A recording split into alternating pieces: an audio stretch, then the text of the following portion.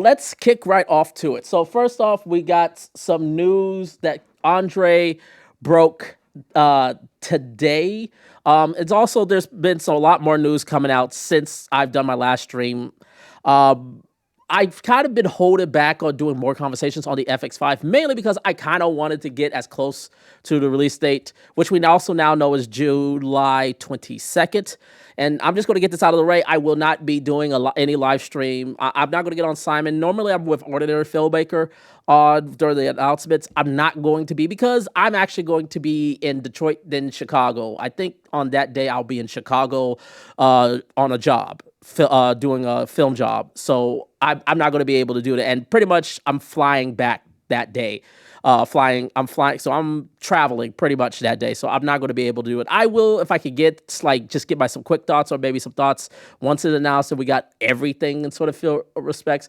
I will definitely put a post together or try to just get something out. Then when I get back here and I'm able to collect my thoughts, I will. So just let you guys know, I'm not going to be doing that. But so some things we do know. We know it's coming July 20, it's going to be announced July 22nd. We now know it is a stacked sensor. It's not a global shutter sensor that it was originally sort of rumored and reported with. I should say these are what most people are basically saying multiple people are saying this is what's supposed to be coming happen. These are still just rumors, so we got to still take things with a grain of salt, but this is sort of what the gist is now. Stack sensor, it's going to be a 16.6 megapixel. So a 5K sense, it's going to be a 5K sensor. It's going to have a triple base ISO system. And now the new thing, which was already kind of reported earlier, but now it's actually confirmed, we're going to get 16-bit internal RAW recording. So this is coming from Andre Piscini. And he made a video about this earlier today, but he's now leaked that now, yes, Sony is going to put their X-OCN codec into this new compact body. It's going to have both the LT version that is in the Sony Burano, but there's also going to be two new compression options that is classified as C1 and C2. So these are going to be more in line with, looks like it's going to be more in line with bit rates similar to that of a 10-bit 422 All-I. They're like sort of like their bit rate closer to like their All-I for like their XHAVC or XAVC SI. So it's going to be sort of more in line with that, but instead of 10-bit like the XAVC codec is, it's going to be X-OCN, which is their raw codec. And the big thing that's the big tout is like it's 16-bit. Now, I think before we proceed, we need to make some clarity. And this has sort of been discussed in both with Ari, and so Ari's made this point. There's very little difference between 16-bit linear, which this is, and 12-bit log. They're virtually identical. This is something that has been discussed for years. There is so while this is it's definitely a good marketing thing, and I think this is good that overall, let me just say, this is amazing that Sony's finally giving us a camera that could shoot internal RAW. They were one of the last manufacturers to get internal RAW in, but it's here, and so let's not knock them. But I don't want to get into this whole bit def bit rate thing. I really don't, because again, it's 16-bit linear, which has been discussed many times. There's not that much of a difference between 16-bit linear and 12-bit log. So I wanted to just get that clarity before we continue. It's still very exciting, but let's not like get into some sort of war over something like this. So back to the exciting news. So we now know, again, so this is sort of like theoretically what we're sort of expecting in terms of the bit rates. I think this is megabits per second. I think these are megabits per second, not megabytes. If this is not the case, definitely correct me in the chat. The other thing that we now know is that the open gate option is only going to be in RAW. So unlike the Canon C50 and the R6V, which gives you both a RAW option as well as a H.265 option, this it looks like 5K OpenGate will only be in the X-OCN RAW, which is interesting, and it looks like OpenGate will only be 5K. At least this is kind of what we could assume, that OpenGate is only going to be a 5K option. You're not going to be able to downsample like, say, in the Infinity Vista, or I think the Lumix S12 allows you to do like a downsample to like a 5K from the 6K to the 5K for the OpenGate. And of course, the PYXIS 12K, which allows you to oversample the 12K, well, not oversample, but sensor scale the 12K all the way down to 4K. You're only going to be shooting in 5K with OpenGate, which to me, it's still more data. And obviously, as data getting more expensive, that's sort of, to me, that's more of a touchy spot for me in terms of features. But if it has to be something, I'm like, okay, 5K, and you can even see it's not that big of a deal. But two, but we just look at the bit rates. It doesn't look that it looks like there's going to be even some options that are even going to be smaller than XF AVC I 10-bit. So if that's going to be the case, this is an amazing development. So really excited to see if this is all going to come true. And this is the different options that you can shoot. Again, you can't shoot the XAVC codecs with OpenGate, but you can shoot the 5K 16:9. Even the full frame looks like the full frame 5K, which is so the full frame 5K can do XAVC SI, but not the 422 XAVC SL or HS. I always find it weird that Sony doesn't let you do that option in 17 in the DCI, but who knows? But hey, it may be the issue with the codec. So, but yeah. So it looks like C2 is an extremely high compression ratio. So I'm definitely going to be looking to see like over the coming months, because it's going to be months. Because right now, like we all know, this camera is going to be like hyped to no end. This is a camera anticipated for years, and we're going to get a lot of hype noise for at least 3 months. So I'm going to wait. So when things start dying down and we start actually getting more information, and I'm going to really pay attention to those compression artifacts. But here's so far what Andre is confirming to be coming. So it's going to be the 16.6 megapixel fully stacked sensor, a new Bions XR2 with built-in AI AF like the A7R6. Again, we talked about OpenGate 5K 3.2, 16-bit internal RAW. Oh, we talked about that, the triple base ISO. It's going to have false color. Hold on. Let me bring myself up to full screen. Sony's putting false color in one of their cameras. Actually, no, don't. I'm not slow clapping you, Sony, because this should have been in there at the beginning. Nah, damn all that. Sony, you should have put this in the beginning. But I will say, thank you. I kind of wish you would have put this in your other cameras, as particularly your other cinema line cameras like your FX6 and FX3. This is one of those things, and when we get to talking about the FX3, this says, given what is some of the things that now we know, I really believe we may be seeing some of this stuff going into the FX3. I know some people thinking Sony's going to be done with the FX3. But based on certain things that I'm going to talk about when we get to the FX3 subject line, they're not doing away with that. They're going to continue support. I'm firmly believing they're going to continue supporting the FX3, and that this is still like the FX3 is still a premier camera in their FX lineup. But quickly back to the specs so we can get through this. So it's going to have a removable EVF, Venice style menus that we know. There's the interesting thing. It is because there's been a whole debate. Is it going to have IBIS? Is it going to have this? Given the fact that based on the leaked image that we saw, that it's essentially just a kind of an FX3 that just went to the gym for like 3 months nonstop. Yeah, I expected it to have IBIS, and it looks like it is. But interestingly enough, Andre is reporting that it may be a removable feature.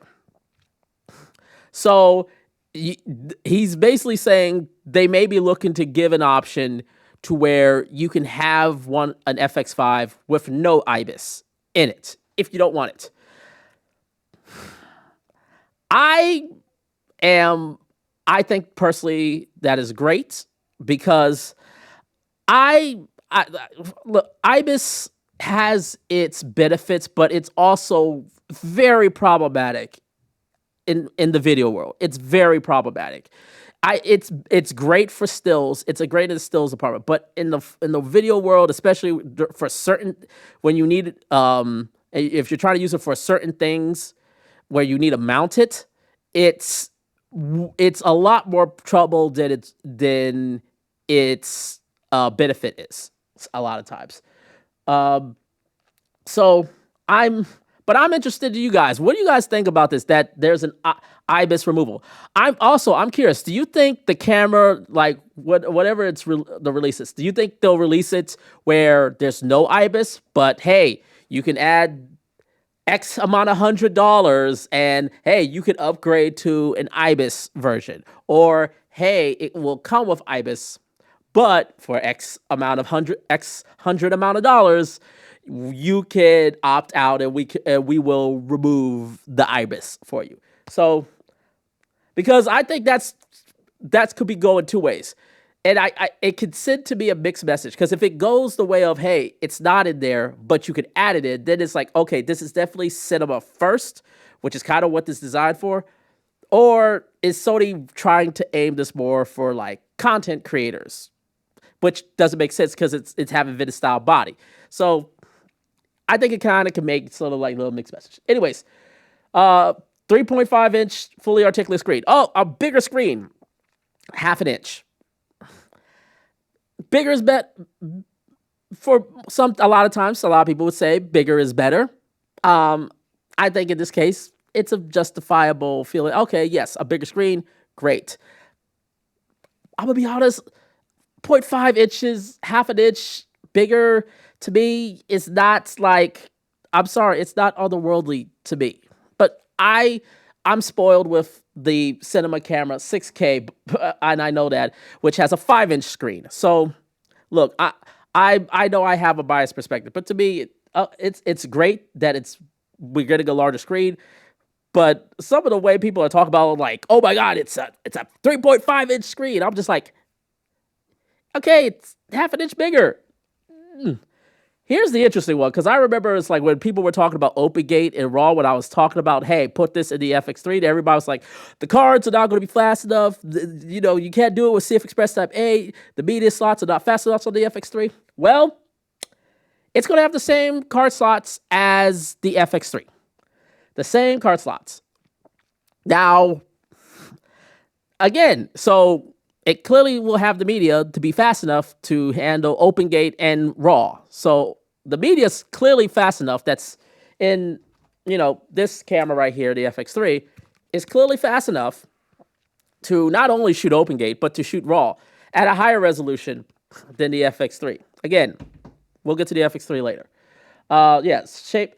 So the price. Let's get to the price, because that's sort of the thing that kind of highlighted everybody. My boy Simon from Filmmaker, he is saying that he's hearing, now to be fair, this is a news source. This isn't one of his local sources, but this is one of his news sources that is saying that they're going to be 6149. 6149. So almost $6,200. And I'm going to also go to Andre Bizzini. He is saying the price, what he's hearing is it's lower than, and he keeps putting it to this FX model, and and you go to the link, and it's the FX6, and as we know, the FX6 is now like $7,000. So both Simon and Simon is kind of in that ballpark of what Andre was saying. It's under the price of the FX6, which that I don't know what the $1,000 question, but it's some $1,000 question is what is going to be the actual final price of this camera come launch day. I think we could put to bed that I think what my boys at Creative Fam were trying to push was that, oh, maybe it's going to be just under 4,000. I think that ship has sailed. It's not going to be under $4,000, and I think that's sort of what we were like. Andre was hoping for to be getting to. Yeah, this ain't going to be. I knew once he started revealing sort of what the specs were early on, I was like, this isn't going to be under $4,000. Ain't no way Sony's going to put that camera like that out for under $4,000. So I've always said my guess was that it's going to be $5,500. Looks like I may end up being, even my guess is being generous potentially for what the price of what this camera could be. I still think it's probably going to be closer to the $5,500. I think that's sort of where I'm still standing at.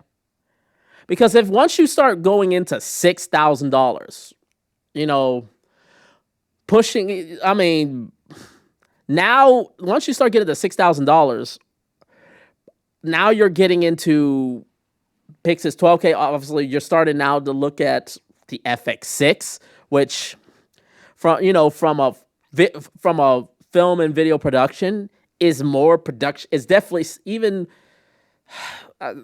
there's a lot more production ready features that the FX6 has than even what is being discussed with the FX5. You're also now talking about cameras like, you're sort of breaching into cameras like the C80, which I think, honestly, I think this has a case to be even better than the C80.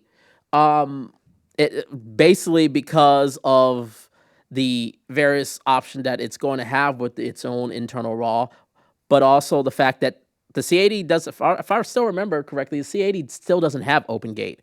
The C400 has open gate, but not the C80. But then we're also now creeping into the C400. So it's in, to me, like $6,000. Like, yes, what it's offering and what it's saying to be, it's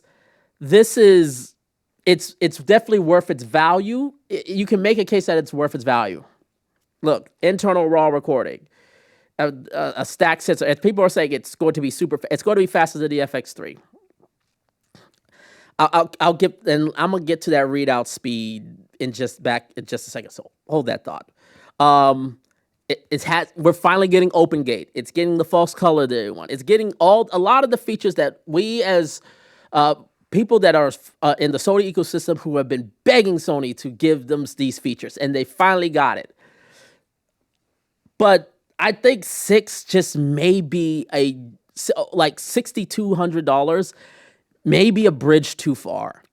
Look, I'll say this: a lot of production companies that have the client workflow, they're gonna get this. This is people who are production companies that are in the Sony workflow. What if they're doing corporate videos or if they're doing narrative films or documentaries? They have the client and the continuous financial workflow. They're gonna get this camera because it just makes sense, and they have the means to do it. But if you're someone who's looking to either come up from an FX3, or you're trying to, or maybe you're sort of like maybe you're trying to step into professional work, or maybe it's like you don't have like a serious production crew. This one gets a little bit harder because now you're entering with cameras. Again, you're entering cameras like my guy right here, the PYXIS 12K, that shoots raw internally, open gate internally. Also, regarding the open gate, we still put that down. We still don't know the frame rate options for this. We know it will be 5K, but I hope it's at least 60 frames a second. Because if it's 5K, 30 frames a second open gate, that's the thing. Also, again, we don't know the dynamic range performance. I know some people. I saw some ridiculous comment on the Sony Alpha rumors like, well, if it doesn't have 20 stops of dynamic range, then it's an absolute fail. That's ridiculous. Let's say like it's not going to be a camera that's going to produce dynamic range at $6,000 better than the Alexa 35. Like that's not going to happen. You know what I'm saying? They were talking about 20 stops of dynamic signal noise ratio 2. It's going to probably be again in the 13 stop range. And also keep in mind the other concerning part is while triple base ISO is in an ideal standpoint sounds great, but at least again we only have a few.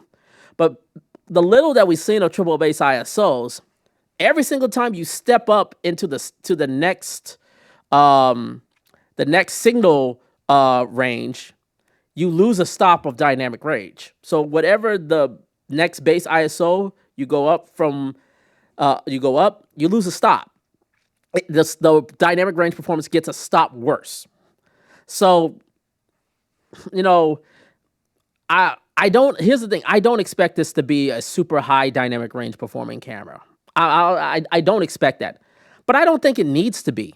I think with everything that it's offering, with the latest Sony AI autofocus, with the various compressions of internal RAW that it's going to offer, the workflow that it's going to be, it's going to from a filmmaking standpoint, it's going to be a lot better. And if you're new to the Sony ecosystem, it may be enough to just sort of get you in there, especially if you're coming from others that have features like this that you're used to. What if it's Blackmagic or Lumix or Canon that have false color, that have internal RAW, that have open gate options? This may be, worth like going in, especially if you're in a marketplace that Sony systems are great.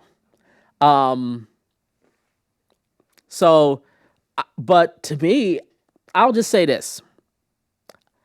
Right now, like if I was like, if I'm looking to like, if I'm someone that have an FX3, if someone was to ask me, would you sell your FX3 for the FX5? Right now, no, because two things. One, I don't think even though there's a lot happening, I don't know if it's enough based on what this FX3 can do right now. It's enough changes. Remember I was saying about the rolling shutter. Okay, the rolling shutter is like better than the FX3. Okay, well, how much better? I assume it's not. Hey, maybe it's better than the Sony IBIS 2. I don't believe it will. I don't suspect it will.